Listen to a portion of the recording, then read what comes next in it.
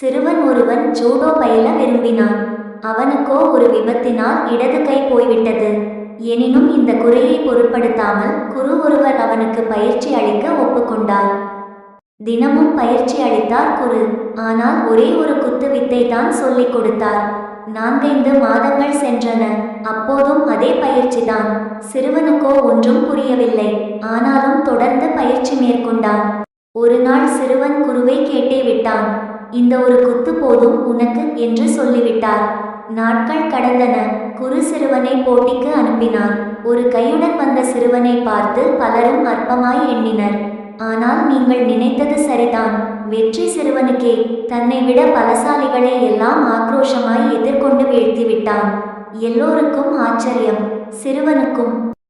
எப்படி குருவே, என்னால் ஒரு கையை மட்டும் வைத்துக்கொண்டு ஒரே ஒரு குத்து பயிற்சியை மட்டும் கற்று வெற்றி பெற முடிந்தது என்று அந்த சிறுவன் கேட்டான். குரு சொன்னார், 2 காரணங்கள் தான். ஒன்று, நீ பயிற்சி செய்தது ஜூடோ கலையில் மிகவும் சக்தி வாய்ந்த குத்து. இரண்டாவது, இந்த குத்தை தடுக்க வேண்டும் என்றால் குத்துபவனின் இடது கையை மடக்க வேண்டும். உன்னிடம்தான் அது இல்லையே. இதை கேட்ட சிறுவன் குருவுக்கு ஆத்மார்த்தமாக நன்றி கூறினான். இக்கதையின் நீதி: நம்மில் தோன்றும் பலவீனத்தை சரியான முறையில் பயன்படுத்தினால் அது பலமாக மாறலாம்.